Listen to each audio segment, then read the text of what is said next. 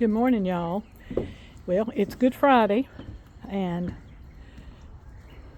to us gardeners, one of the things of Good Friday is it's time to plant. I know that Easter is the most important part of Good Friday, and I definitely that's the best part, and this part is the planting. So I thought that I would walk you around the yard, and there's so many stories in my mind this morning that I might tell you some. I might forget them before I get them told. Anyway, y'all have heard the stories about the bachelor buttons and that my mama planted, and so there they are. They are full bloom. They are just beautiful. Will take your breath away. They're so pretty. And I am a big proponent of destiny and about what families are meant to be and what are we put on this earth to do. And fulfilling that mission, And I was thinking a minute ago that I am privileged to be a homemaker.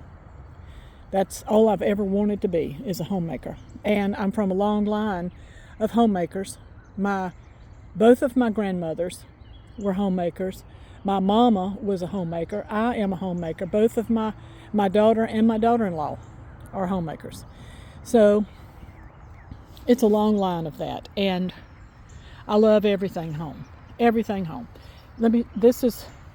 I'm so excited about this. This is a peony. See the buds?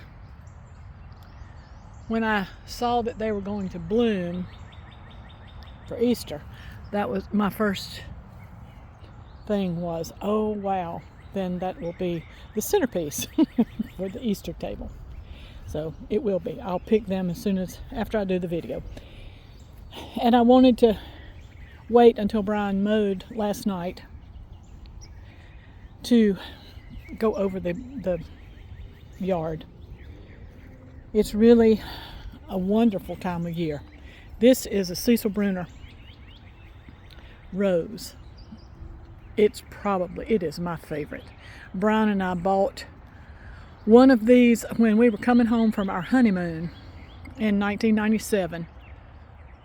We stopped at a little nursery and asked them about it, and they told us about Antique Rose Emporium that was in, I think it was Dahlonega. And so we drove over there on our way home and bought one. And I think I planted it, and then when we moved, it was gorgeous, and it was huge. And so I bought another one, and it was beautiful, and it outgrew where it was, and something happened to it, and it died. So planted another one. I think this is the fourth one. That one is the fourth one, and it's beautiful. So here's the garden. We're going to walk in there. There's so much to do this time of year. I should show y'all behind the scenes, but then that would make the video so long. I have people ask if they can come and tour around here, but y'all, it's not really much to tour. It's just a garden, and I know how to edit and not put the ugly parts in the video. This is Alchemist Rose. I love this rose. It's old, and I cut it back pretty severely this year, and it's really putting out beautiful new growth. So it only blooms one time, so I sacrificed some blooms in order to get it to rejuvenate it. So here are the dahlia beds, and y'all, I don't think I lost any dahlias. I overwinter in the ground, and even with we had the Vego beds. Let me turn around over here. We had the Vego beds filled. They were put in. This was a dahlia bed in a raised bed, and then we had the landscapers came and put together the bed, finished putting together the beds, and filled it with probably 12 inches more of dirt on top of, and they chopped up the dahlias. I just didn't worry with it because I just didn't have time or the energy. And y'all, lo and behold, dahlias came up anyway. So, and there's one right there. That tuber right there will probably be 12 to 16 inches down, almost to the bottom of this Vego bed. So there's some tough dahlias. These right here, I dug out of that bed. I don't have any idea what they are. When they were doing the beds, they just took up all of the markers that I had so lovingly marked, and they just put them all in a pile. So anyway, that's the dahlias. But you know what? They'll still be gorgeous. And yesterday I got a box full of tubers from Summer Dreams Farm. And it's like, when I opened it, it was like, what was I thinking? Because it's so many dahlias, and now I got to make room for them. Anyway, this is my little herb bed that I love. I love the way this bed looks. And I'd like more of the beds to look this way. I'm trying to turn this one like that, so I'll end up with 2 herb beds over here, right here. And then the dahlias up there, vegetables will be here. And then this one, that bed will be a mix. There's fig trees back there, pomegranate, and some raspberries. So the older I get, the more I want it organized. Well, organized chaos, because when somebody looks at it, they probably don't think it looks like organized, but it is organized to me.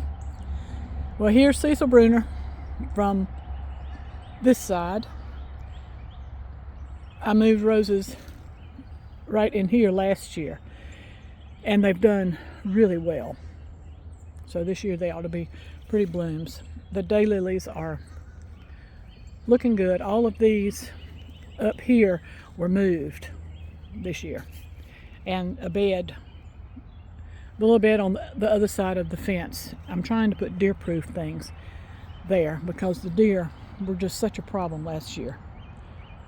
Even with the spraying, they still aggravating.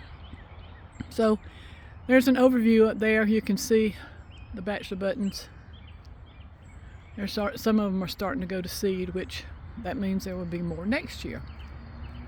And I did cut down, well, Brian did cut down all of these. They were filling the ditch. I guess the seeds washed down into the ditch, and he cut those down last night. It's much better now. I can see the garden from the kitchen window. And here's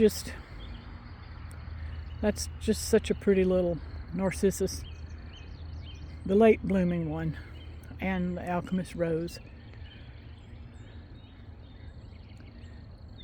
and my arbor with the rose blooming on top. So, and there's Miss Tina. She wanted to be in the video. Here comes Lily, and then I'll end with this. So I hope you all have a happy Easter, and remember that it's all because of Jesus. All because of Jesus. So this is Mona from Winterpast.